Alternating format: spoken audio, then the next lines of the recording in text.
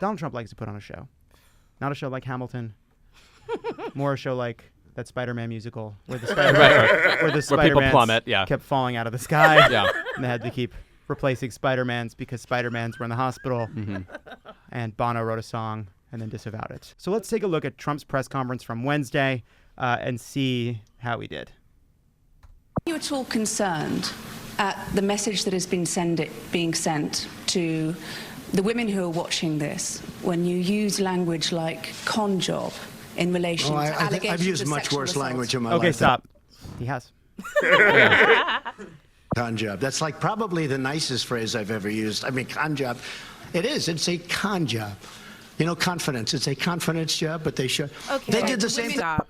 Here's one of my biggest, I mean, that's not true. I have so many problems with Donald Trump. But one of the biggest problems with Donald Trump is that he's never ever saying anything.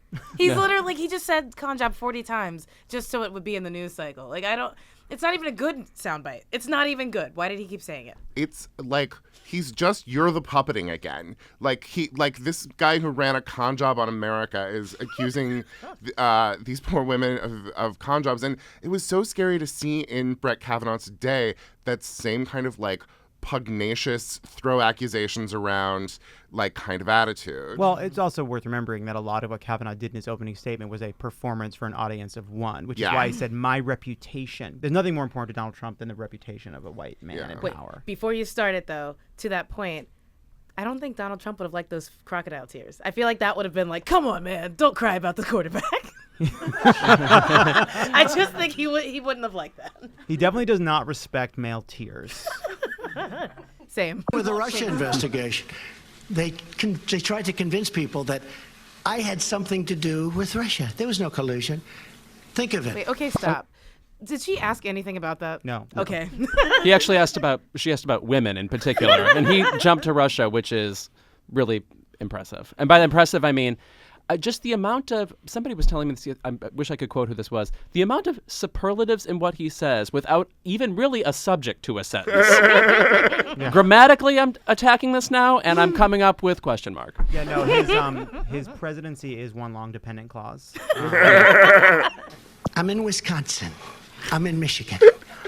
I say, gee, we're not doing well. I won both those states. Okay, we're not doing stop. well. All I have to say is, okay, stop. Just stop. Let me call the Russians to help.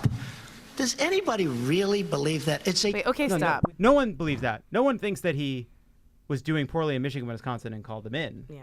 It's that you had a meeting at Trump Tower, as has been reported. And also very clearly on tape saying, hey, I wish they would hack Hillary. I mean, that video exists. So, yeah, we believe the truth. Sorry.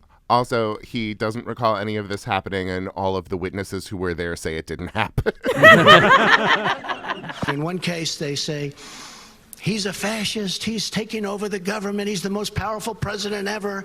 He's a horrible human stop. being. Excuse me. Just at least put only insults in order. He just threw in, he's a fascist. He's the best. You know, what? Well, which is it? He's too handsome. The ombre really works. Right, yeah. Needs an Emmy. He wants to take over the entire government, and he's going to do it. We can't stop him. That didn't work. The next week, he said, he's incompetent. I said, well, wait a minute. In one case, I'm taking over the world. And in the other case, he's incompetent. Okay, stop. Yep. He's incompetent and taking over the world. It's all bad. Yeah, no one ever said all of those dictators throughout history were like super efficient and great. They generally like drove their countries into a wall in the process of trying to like subvert government. But we'll see. We've got another 3 or 4 years. Also, the whole thing is, you got to nip fascism in the bud, you know? I tried that for a week. That didn't work.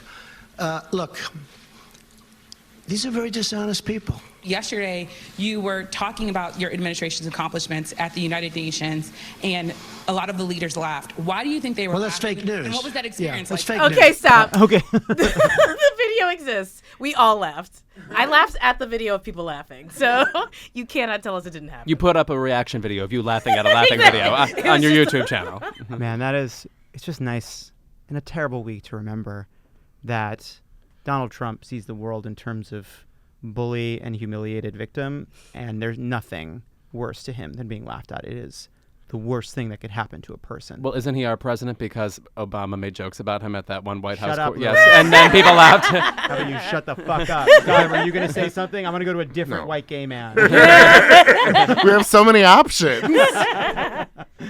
And it was covered that way. Okay. They weren't laughing at me. They were laughing with me. Okay, stop. That's the best. That is the best. That's what my mom always says. God, you know what? I think he would like Nanette. Because he's raising some interesting points that are explored in the comedy/performance piece known as Nanette. Can you be self-deprecating while still being controlled? What does it mean to be laughed with versus laughed at? These are the questions she answers. I mean, in Nanette. I realize that we are having fun with this game, but I do want to point out, like, the place of laughter in the two big stories from this week. The fact that, like, you know, for Dr. Ford, it was this resounding memory of being the object of someone's, like, joke, that she was a non-person to them.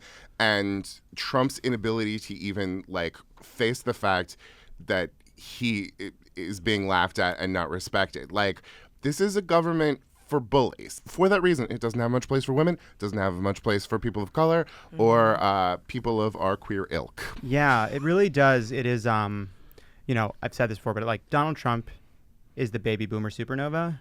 But it did feel like the hearing today was a kind of, people say toxic masculinity, but I actually think they're being too nice because they're talking just about masculinity, but they know they need to couch it. This is about masculinity. Mm-hmm. He's not a bad person. He was on the track team. He needed to get faster.